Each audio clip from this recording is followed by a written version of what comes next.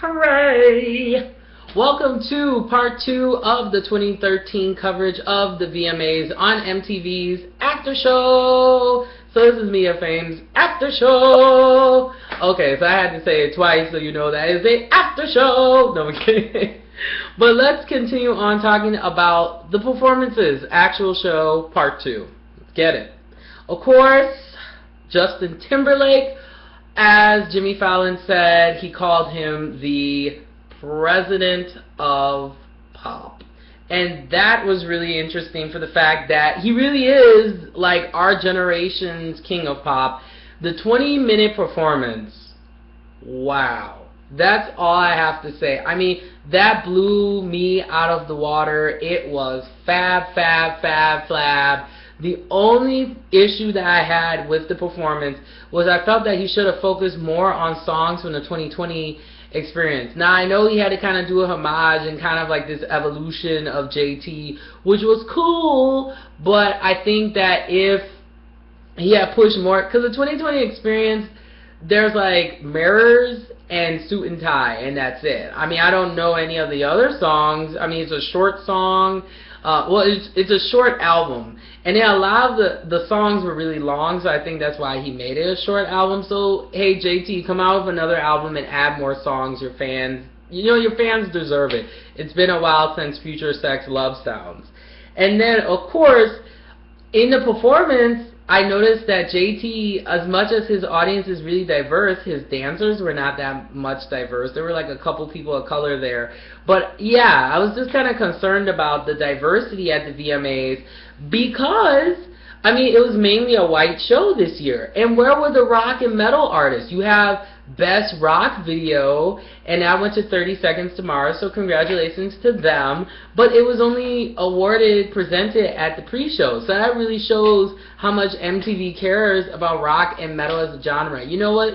Maybe someday I'll come the rock version of Oprah and come out with the rock and metal awards, because since, the Rock Hall of Fame doesn't want to put a lot of rock and metal artists in there. I mean, Madonna doesn't count necessarily. I think they should have a pop, Hall of Fame. That's like, once again, that's like putting Steve Harvey on a Hollywood Hawk Walk of Fame.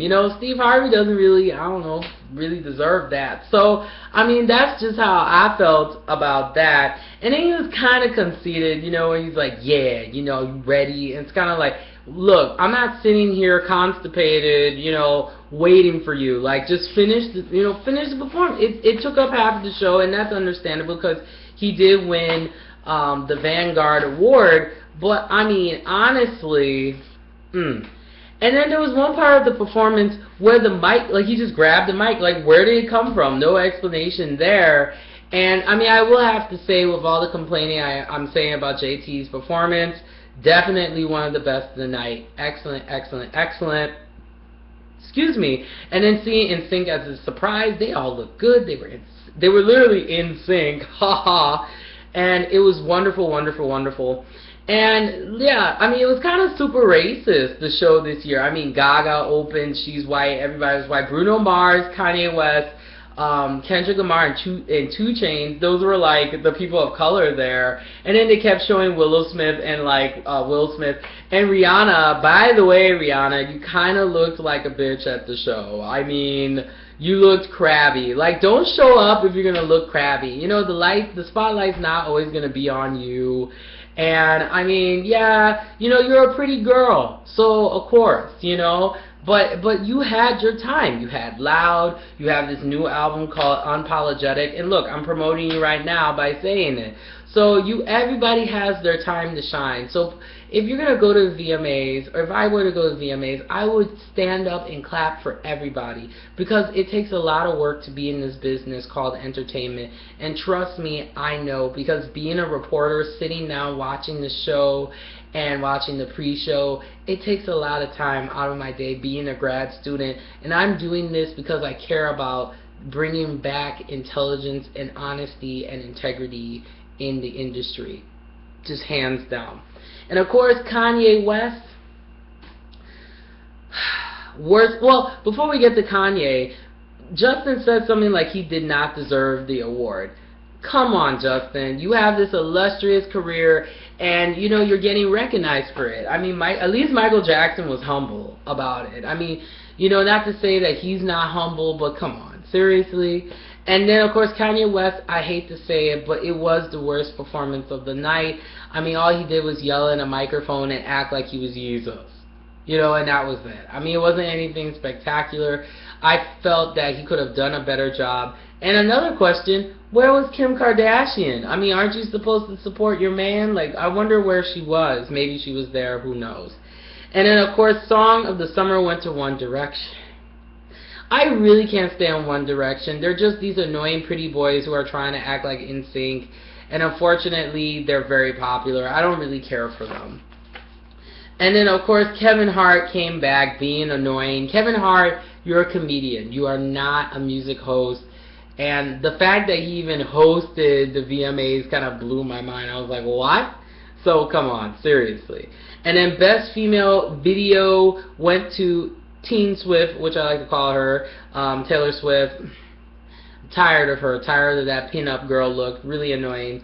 And then Best Video with a Message went to Macklemore, and that, you know, once again, I'm repeating myself just because, honestly, those are things I was kind of surprised of. And then Jennifer Hudson, too, popped up.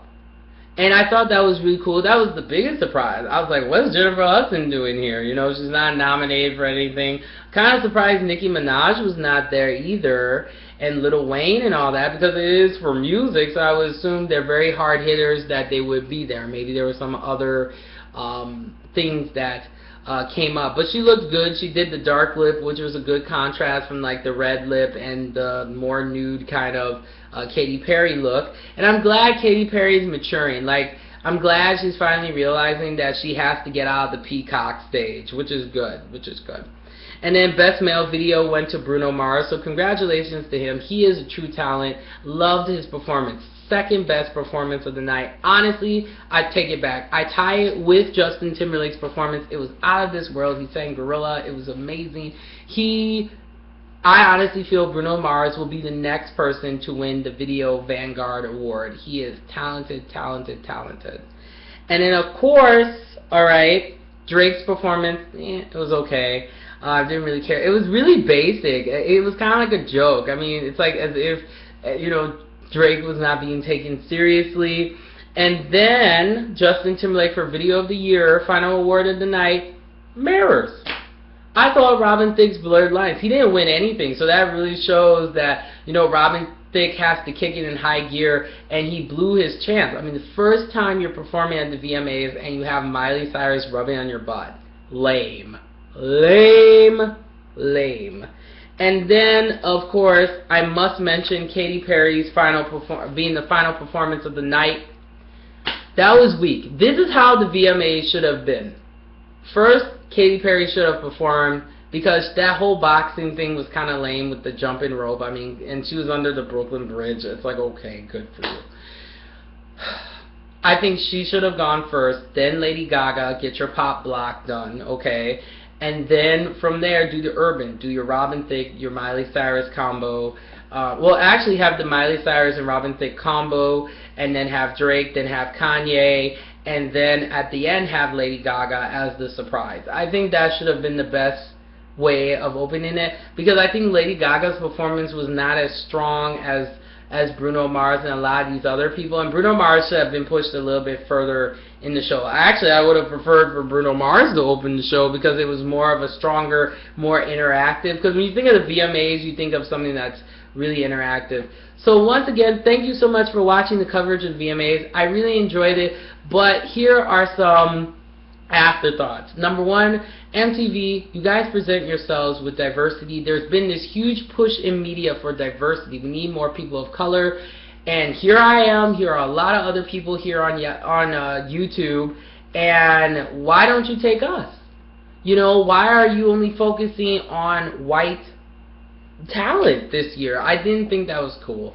So, I mean, there's so much music diversity out there, and I'm glad there was Bruno Mars and other people like that, but I hope next year that you guys have more people of color. Focus on that, please, please, please, because we have a lot of diversity in this world. You can follow us once again on Media Fame TV, so at Media Fame TV, as well as me personally at Belasian Quita. And remember that is our world and our rules.